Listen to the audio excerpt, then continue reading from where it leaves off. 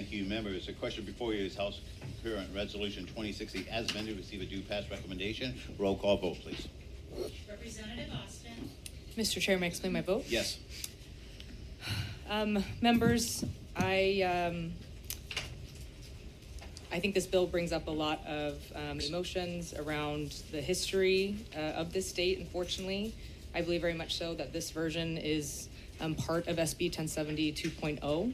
Instead of it being a massive omnibus, it's different pieces of it, but I think it sets a very dangerous precedence for our people here in Arizona. We have responded to the fact that people do want immigrants here in this country. They responded to make sure that these populations are wanted. That was an example last year of the passage of Prop 308, which allows undocumented students to receive in-state tuition. But they also want a pathway for them to stay.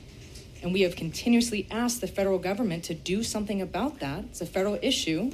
And we've heard in Washington recently that there was a bipartisan immigration bill that we've been asking for almost longer than I've been alive, and it did not happen. It was pulled. And I will stand by our Senator Mark Kelly, who said, do not come to our border anymore to make a political show and game out of the border. Stop coming to take pictures, stop saying that there's an invasion happening, and then do absolutely nothing about it. We have seen this type of rhetoric around immigration. I actually received my degree in immigration policy from Arizona State University. The first immigration policy ever enacted was in 1881, the Chinese Exclusion Act. They used the same verbiage and language, that this was an invasion, build a wall, keep them out. And now that is seen as one of the most embarrassing pieces of legislation that this country has ever enacted. We have to consider the precedents that this sets. It puts people in danger. It allows people to think of our community as other.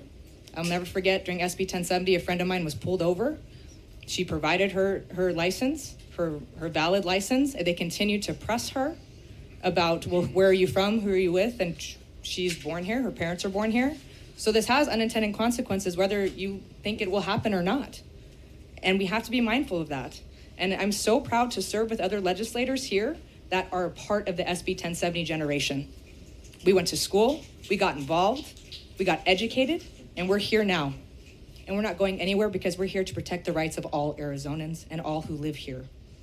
And we appreciate all of our communities. And with that, I vote nay. Thank you. So, members of the audience, I appreciate your enthusiasm, and you're happy, and you're clapping, or you're thumbing.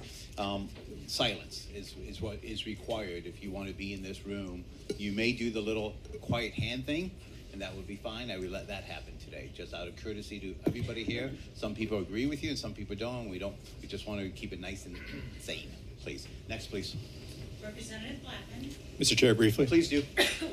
I was speaking with another legislator today, and we found out we had something in common that, for me, for both of us, my first time at the Capitol was protesting SB 1070. So that was the first time I ever came to this building. I remember I left work early, came down here, and joined the protests. So coming full circle today, I am happy to vote no on this. Thank you. Representative Bliss. Aye. Thank you. Representative Carbone. Aye. Thank you. Representative Contreras. Nay. Thank you. Representative De Los Santos. Mr. Chair, may I explain my vote? Please do. Thank you, Mr. Chair. I want to make 3 points here. The first is that, as we heard, HCR 2060 poses a serious threat to the rights and the freedoms of our community members. And let me be clear, undocumented people in Arizona are our community members. Number 2, HCR 2060 poses a financial threat to the working families in Arizona, including families with children who are citizens. The language in 2060 prevents immigrants from being able to earn an honest living and to contribute to our economy. Let's be clear, this creates a perverse incentive for people who cannot work to engage in illegal and potentially dangerous behavior in order to make ends meet. And number 3, alongside the disastrous impacts that this bill would have on our economy, it flies in the face of a welcoming, safe, and loving society. As Pope Francis noted, quote, despite the problems, the risks, and the difficulties to be faced, great numbers of migrants and refugees continue to be inspired by confidence and hope. In their hearts, they long for a better future, not only for themselves, but for their families and their communities. End quote. I also want to address a point that was made here about the rule of law. And I want to ask this question because if we really cared about the rule of law here, if we truly cared about the rule of law, maybe, just maybe, people in this chamber would not be endorsing a rapist, criminal, and insurrectionist like Donald Trump for president. And with that, I vote no. Representative Gutierrez. Mr. Chair, may I Please explain do. my vote, please? Thank you. I want to talk to a couple things. First, at the core of this bill is the desire to prevent immigrants from being able to earn an honest living in our country. This will negatively affect construction, agriculture, restaurant, and retail in an extreme manner. Arizona has a severe labor shortage, and our labor force participation is below national average. Excluding immigrants from our labor market and taking away legal opportunities for immigrants to work and pay taxes through that work would only worsen the shortage and decrease revenue in $1 billion deficit. And then I want to speak to how this is very much like 1070 and the fear that brought. I teach I teach at Tucson High, and I have had students for the past 11 years with family members who are undocumented, and they are afraid to go to the doctor. They are afraid to ask for help in school because their parents, their grandparents might be deported. This is no way to live. I was living outside of the state when 1070 came to be. My husband and I were stationed in New York. We moved back, and his father, who was born in Glendale, Arizona, but is Mexican, told my husband that he should have his birth certificate with him everywhere he went because for his job he needed to travel the state. And that's how I get my last name, Gutierrez, is from my husband. And he looks, he has brown skin. And his father was terrified for him to be in parts of our state without his birth certificate. He was also born in Glendale, Arizona.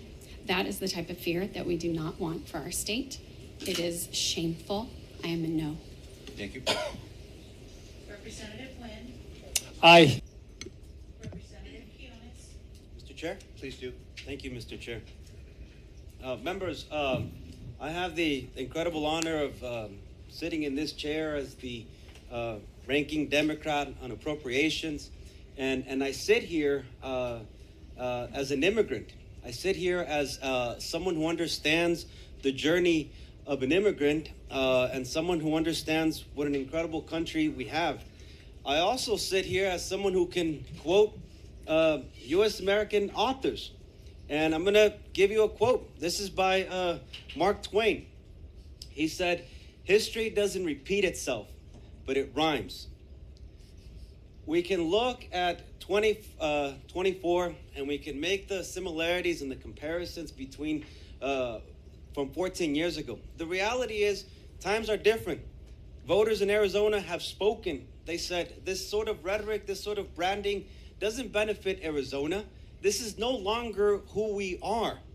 And part of the reason why this is not going directly to the governor's office is because the governor would have vetoed this. And so what I'm here to tell you is that elections have consequences, and elections determine certain policy. Ultimately, I'm going to give you another quote. And this one is by Frida.